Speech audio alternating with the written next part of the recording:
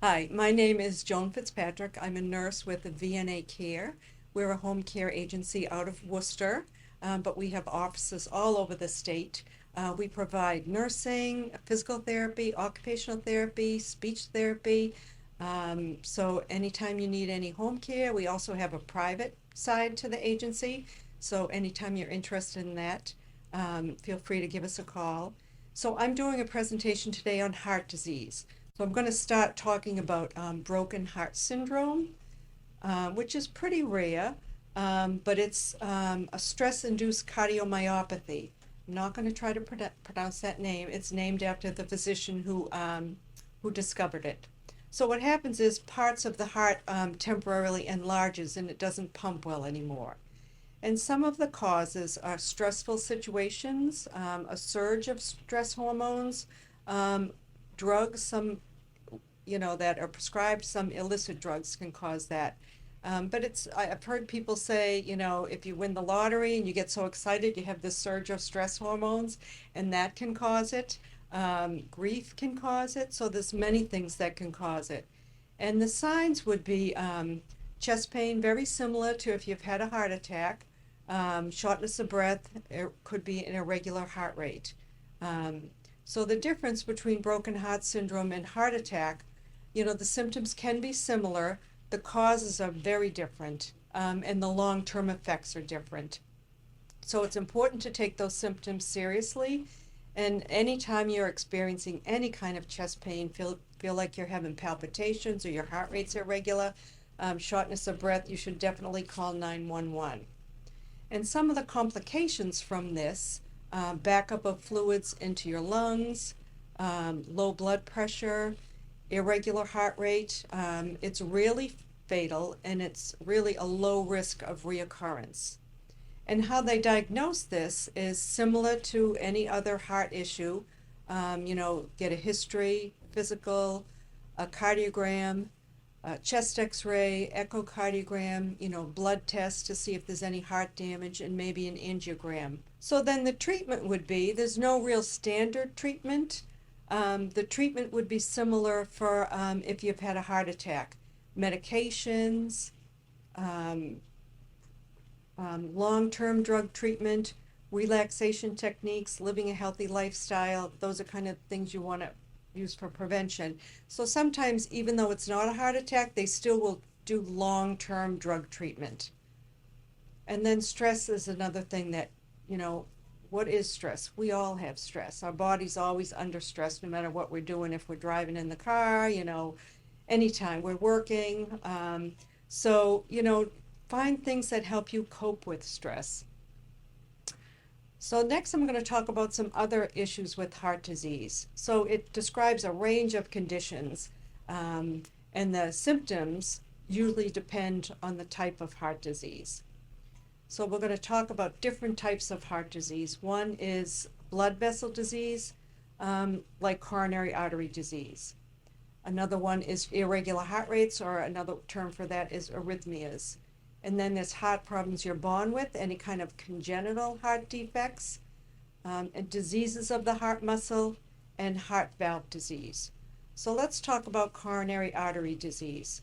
So it affects the major blood vessels that supply the heart muscle. So you've heard people that have had, a coronary artery bypass graft or a CABG. So what that is, the vessels giving blood supply to the actual heart muscle get clogged with plaque, which is called atherosclerosis. And what they do is bypass those vessels. So what they do is put brand new vessels on the heart to bypass those ones that are all clogged up. Sometimes if you only have one or two vessels that are a problem, they'll do a stent, which is when they go into the vessel and they open it up permanently with some kind of a metallic stent.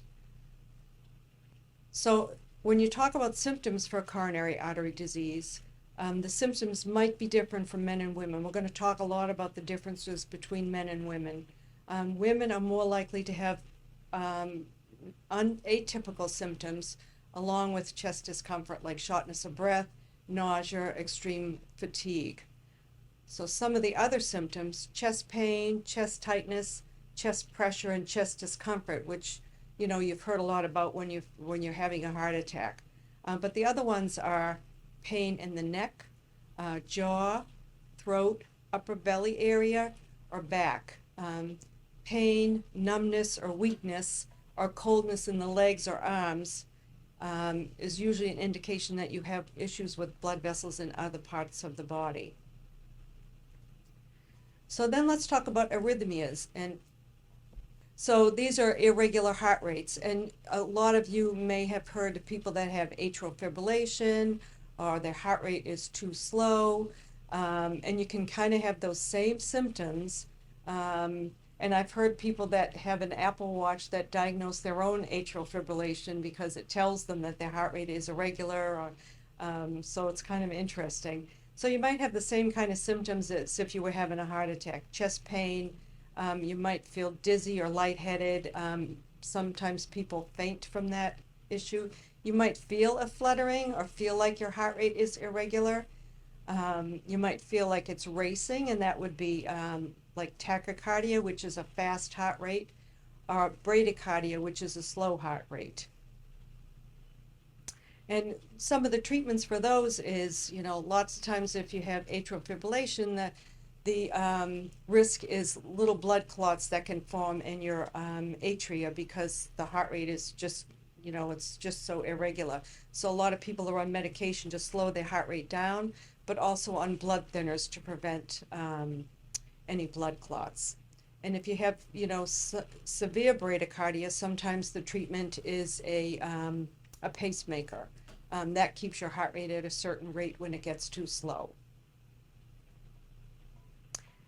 And then less serious congenital heart defects can happen when you're older. I mean, we probably all heard, like when Teddy Bruschi, the player for the Patriots, he found out that he had a hole in his heart, even though he was a healthy, athlete, and it just didn't show any signs or symptoms until he was much older. So symptoms would be getting short of breath, easily getting tired during exercise or activity, or any swelling of the hands, ankles, or feet. And then diseased heart muscle, or the other word for that is cardiomyopathy. Some cardiomyopathies can be inherited, so if you have a family member, a parent, an aunt, or an uncle, you should probably get tested to see if you have cardiomyopathy. And that's usually when the heart either gets really mushy and the muscle doesn't have the force to pump out, or it gets really thick. That left ventricular gets really thick and it's really hard for it to pump. And same kind of symptoms, especially fatigue and swollen legs or ankles or feet. And then valve disease. So sometimes you hear a lot with people that have, a mitral valve prolapse. That happens in young women sometimes. And it's usually you can live with that. One of the things they usually do is make sure that you take, antibiotics when you're going to have dental procedures because it can affect that. But generally, people get really fatigued when their valves aren't working like they should. Sometimes they can get stenosed and get really hard, and it's hard for the blood to go through there. Sometimes there's a leak for some reason, but really you want to keep an eye out if you have any swollen ankles or feet and fatigue. So if you have any of these symptoms, and I've always been at presentations where if there's a firefighter there or an EMT, they would rather you called and it turns out to be nothing than you sit home with chest pain and think, oh, maybe it's just indigestion. You really want to call 911. Don't have somebody take you to the hospital because, you could pass out in the car or you can have other issues. So you really want to call 911 and, be transported to the hospital. So let's talk a little bit about prevention. So these are the risk factors that we really can't change. Our age, our sex, or family history. Those are the things that we kind of have to deal with. Growing older increases our risk. A whole life of eating unhealthy and maybe smoking and not exercising, that kind of catches up with us sometimes. Um, and we're all living longer and longer. So we really have to start taking care of ourselves younger and younger. So men are generally at greater risk of heart disease, but it is the number one killer for both men and women, and the risk for women increases after menopause. Family history, can't do a whole lot about that, but it kind of gives you an idea of what your risk is. So these are things that we can change, some lifestyle habits. Smoking, um, every time you take a puff on a cigarette, that nicotine just tightens up those arteries and causes damage every single time. So really important to quit smoking. And there's lots of ways you can talk to your doctor about quitting smoking. There's lots of, treatments out there. Hypnosis is one that works really well if you don't want to take medication. Um, an unhealthy diet, so diets high in fat, salt, sugar, have been linked to heart disease. And high blood pressure is one of the other things. So uncontrolled high blood pressure can cause the arteries to become hard and thick, and that interrupts the blood flow to the heart and the body. Um, High cholesterol, so that kind of clogs up all those arteries that supply blood to the heart.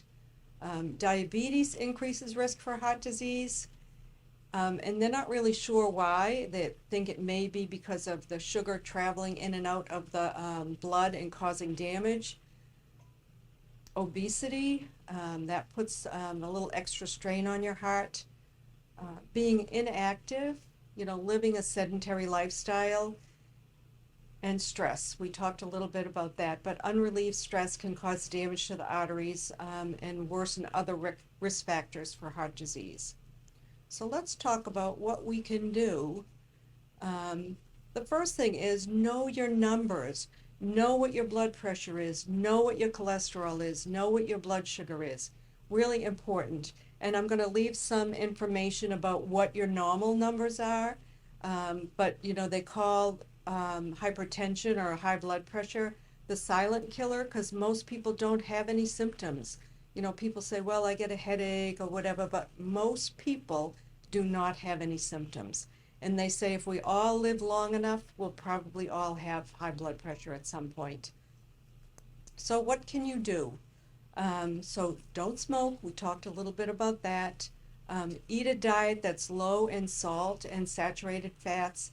Exercise at least 30 minutes a day on most days of the week. And you don't have to do it all at once. You can do 10 minutes in the morning, 10 minutes in the afternoon, 10 minutes in the evening. Walking is a really good exercise. It's free. You can do it pretty much anywhere. I know during the winter it's a little tough, but sometimes there's a place where you can go indoors and walk on a track.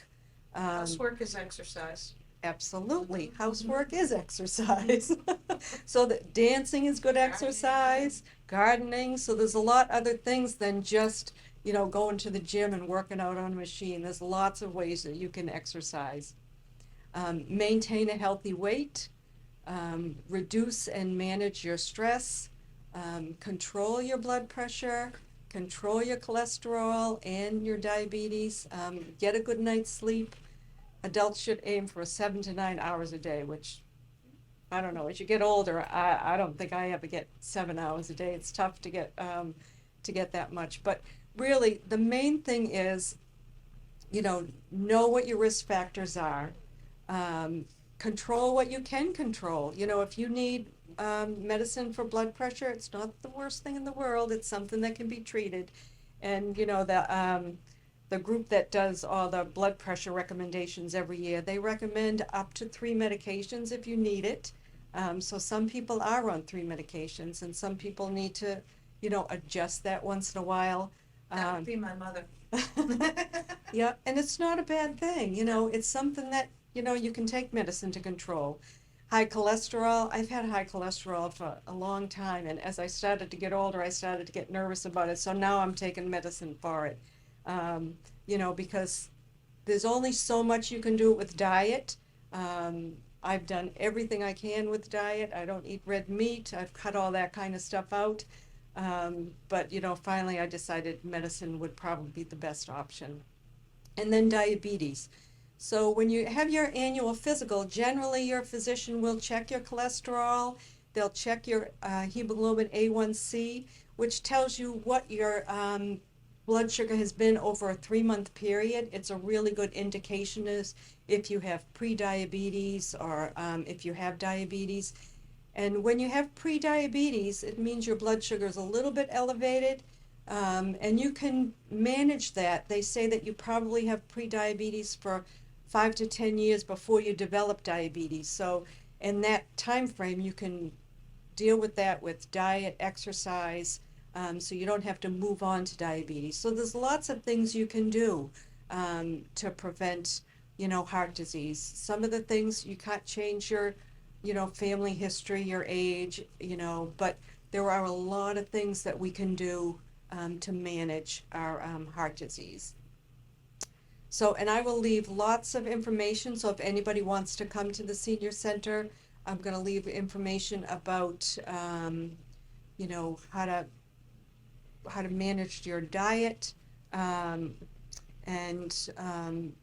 other information about blood pressure, pre-diabetes, and diabetes. So does anybody have any questions? Well, I would like to say that it's very important to track your blood pressure. Absolutely. My mom had uncontrolled blood pressure, and yes, they were tracking it, but she wasn't treated as much as she could have been and had a really bad stroke. Oh. Yeah. So it's really important to track your blood pressure to prevent stroke. Absolutely. Yeah. And one of the other things is you really have to know if you're taking medication, it's really up to you to know what you're taking, what the names of the medications are, why you're taking it. I mean, I see so many people and they don't know what they're taking. They don't know what it's for. So it's really important, you've got to be your own best advocate. You really do. If you sense something's wrong, especially if you were having chest pain or anything, you do what you think is right. If you push your physician if you need to and say, something's not quite right. I want some more investigation. But it's up to you to know what your numbers are and what medications you're taking and why you're taking them, and to take them the way they're prescribed. Yeah. A lot of people, if they're on a diuretic for high blood pressure, if they're going out, they'll skip it that day because they don't want to, spend a lot of time in the bathroom, and that's one of the issues with the diuretic. But it's important. You can't just stop those kind of things. So really, it's up to all of us to know, what is best for us, and, follow your instructions. And, I've seen, this one instance where a physician told the patient she had high blood pressure. She took it, the prescription was done, but he didn't explain to her, and you have to keep taking this, At the end of the prescription, she just stopped taking it. So you really have to understand, and the pharmacist is a really good resource if you have questions about medicines, but it's really up to us. We have to really take care of ourselves. Well, I would like to plug, we have our Shine counselor for the Council on Aging. She's also on the Council on Aging board. On the third Tuesday of the month between 9 and 12, she does a prescription medication review. So she will review all your prescriptions and also your over-the-counter medications that could potentially have an issue for you. And you can also probably learn more about how to manage them. And if there are any recommendations to make adjustments, she will give you those recommendations that you can take to your physician to discuss those. Nice. So that's a great resource. Yeah, and we also have a weekly blood pressure clinic on Wednesdays. Nice. So I hope that people can take advantage of those things. Absolutely, yeah. Well, yes, I would love to thank Joan of the VNA Care for coming here and giving us a presentation. It's very informative. And feel free to take advantage of the blood pressure clinic and the prescription review clinic. I mean, that's really helpful information, so hopefully people will take advantage of that.